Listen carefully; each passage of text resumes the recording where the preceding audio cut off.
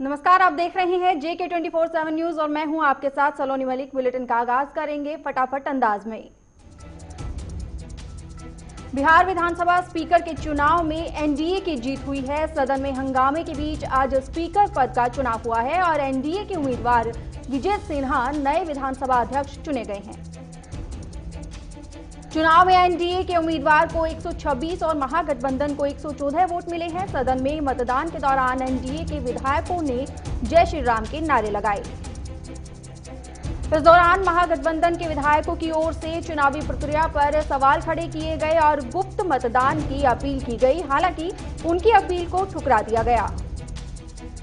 चुनाव के दौरान विपक्ष ने सदन में मुख्यमंत्री नीतीश कुमार की उपस्थिति को लेकर हंगामा किया। विपक्ष ने कहा कि नीतीश कुमार विधायक नहीं है, इसलिए उन्हें सदन से बाहर भेजा जाए। हालांकि प्रोटेम स्पीकर जीतन राम मांझी ने कहा कि नीतीश कुमार बिहार के मुख्यमंत्री हैं, इसलिए वो सदन में मौजूद रह सकते हैं।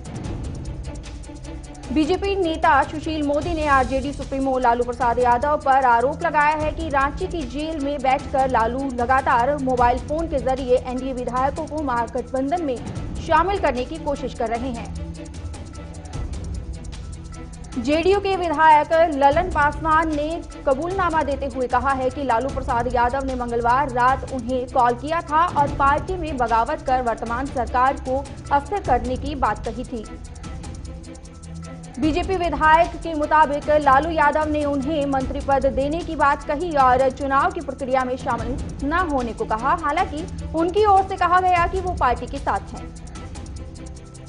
कांग्रेस के वरिष्ठ नेता अहमद पटेल का आज सुबह गुरुग्राम के मेदांता अस्पताल में निधन हो गया। अहमद पटेल 1 महीने पहले कोरोना से संक्रमित हुए थे।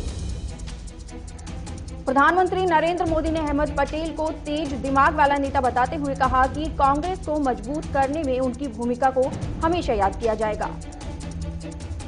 केंद्रीय गृह मंत्री अमित शाह ने कहा कि कांग्रेस पार्टी के वरिष्ठ नेता अहमद पटेल जी के निधन की सूचना अत्यंत दुखद है।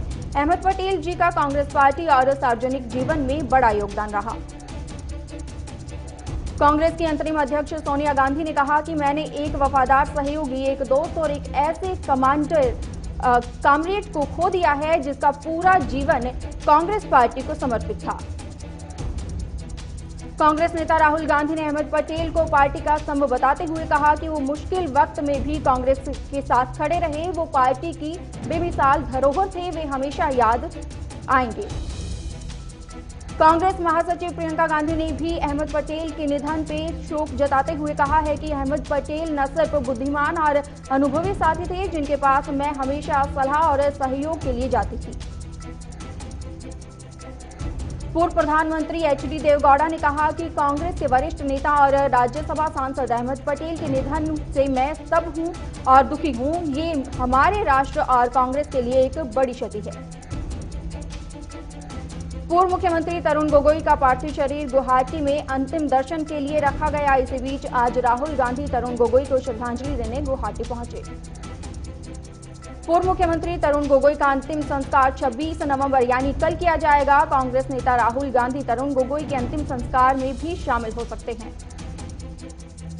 उत्तर प्रदेश में लव जिहाद के खिलाफ कानून बनाने के फैसले की हरियाणा सरकार में मंत्री अनिल विज ने तारीफ की है। साथ ही कहा है कि हरियाणा में जल्द ऐसा कानून बनाया जाएगा। अब मध्य प्रदेश में भी लव जिहाद के खिलाफ कानून लाने की तैयारी चल रही है। प्रदेश के गृह मंत्री नरोत्तम मिश्रा ने कहा है कि दिसंबर में राज्य की कानून लाया जाएगा।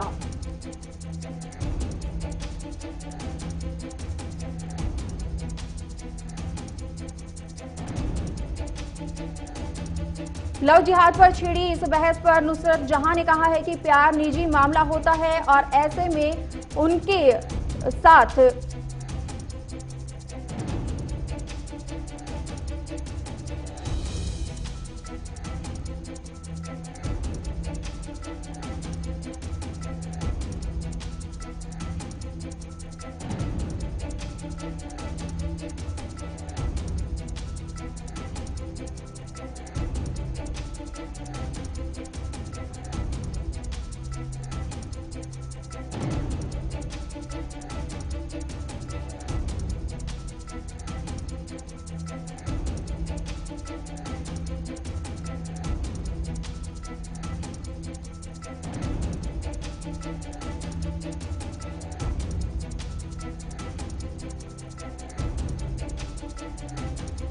नुसरत जहां ने कहा है कि कभी धर्म जाति के आधार पर किसी को नहीं बांटते हैं। ऐसे में लोगों को ऐसे मुद्दों से बचना चाहिए और धर्म को किसी का हिस्सा नहीं बनना चाहिए।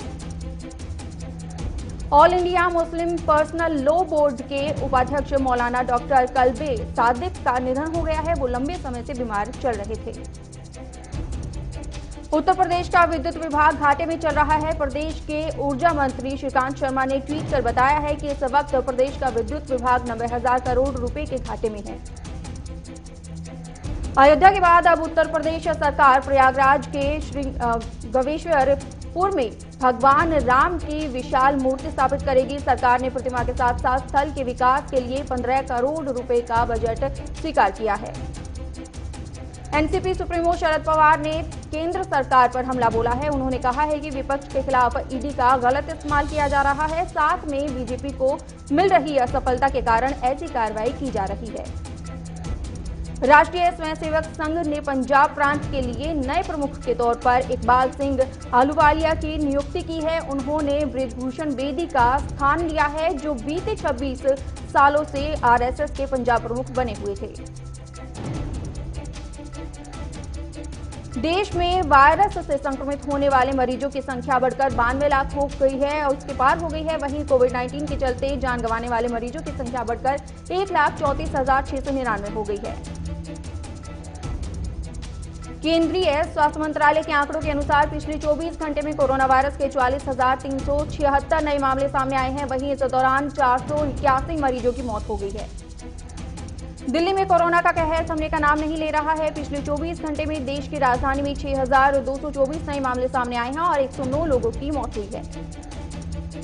कोरोना वायरस की वजह से दिल्ली में औसतन हर घंटे में 5 लोगों की मौत हो रही है। इससे पहले सोमवार को दिल्ली में 121 लोगों की कोरोना वायरस से मौत हुई है।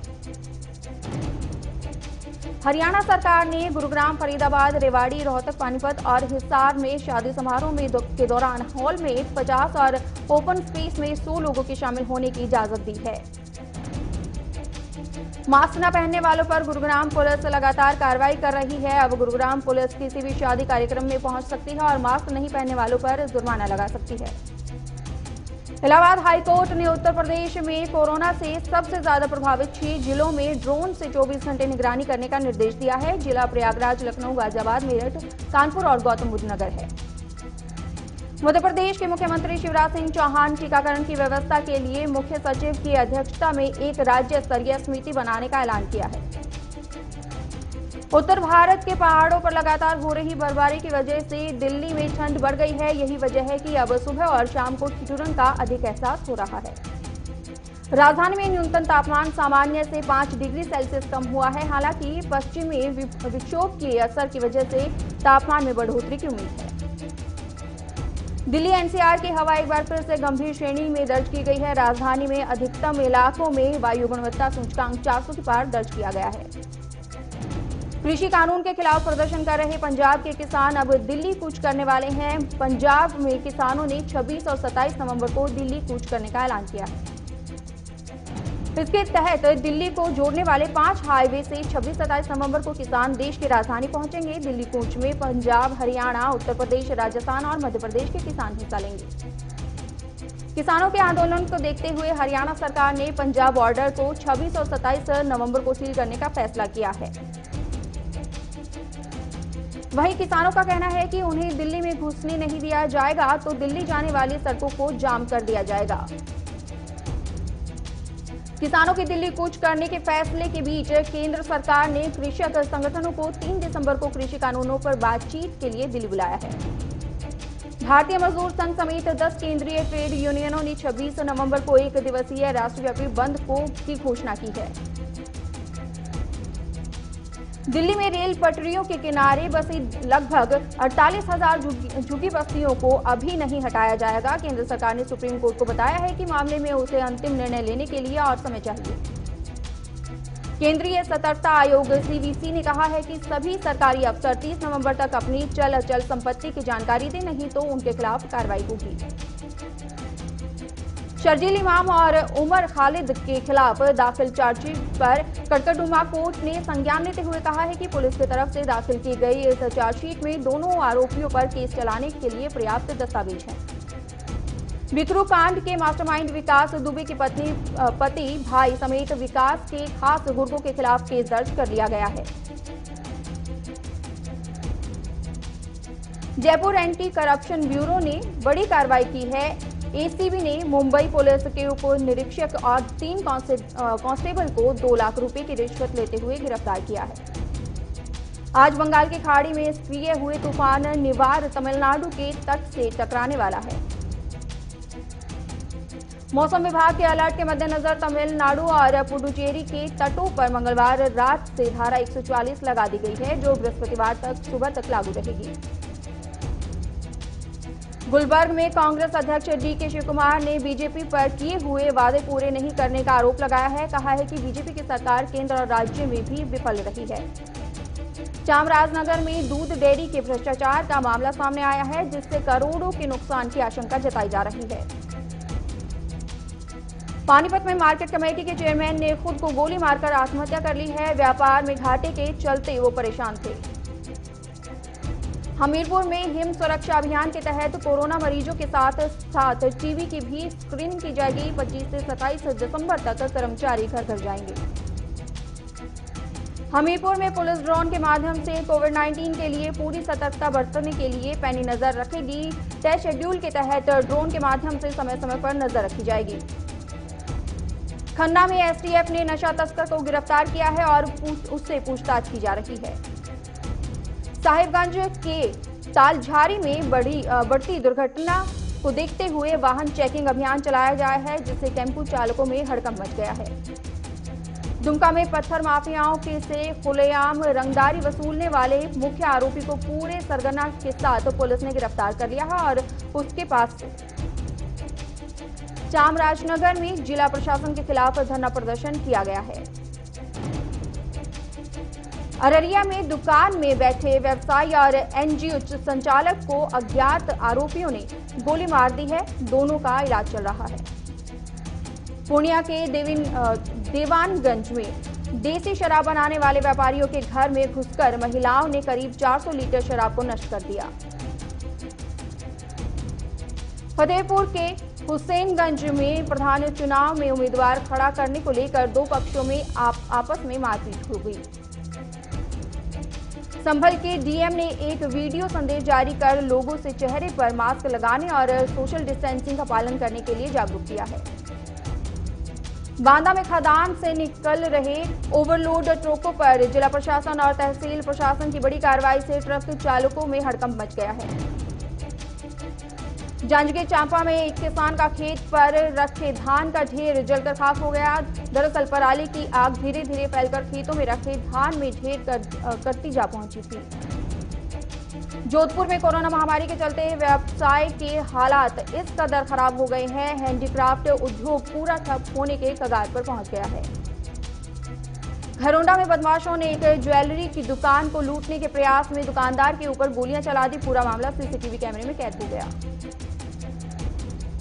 कैथल के सीटीएम ने नगर परिषद का औचक निरीक्षण किया और जब वहां पर मौके पर जाकर देखा तो काफी कर्मचारी गैरहाजिर मिले। बीजेपी विधायक और पूर्व मंत्री बृजमोहन अग्रवाल ने कॉलोनी के व्यवसायिक उपयोगों और शासकीय जमीन को बेचने पर कहा कि कांग्रेस शहर को कंक्रीट के जंगल में तब्दील करने में तुल गई है।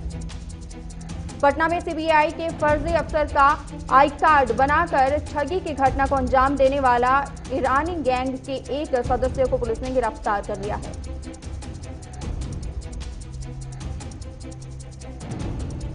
इस बुलेटिन में मेरे साथ इतना ही। देश और दुनिया की तमाम खबरों के लिए बने रहिए JK 24/7 न्यूज के साथ।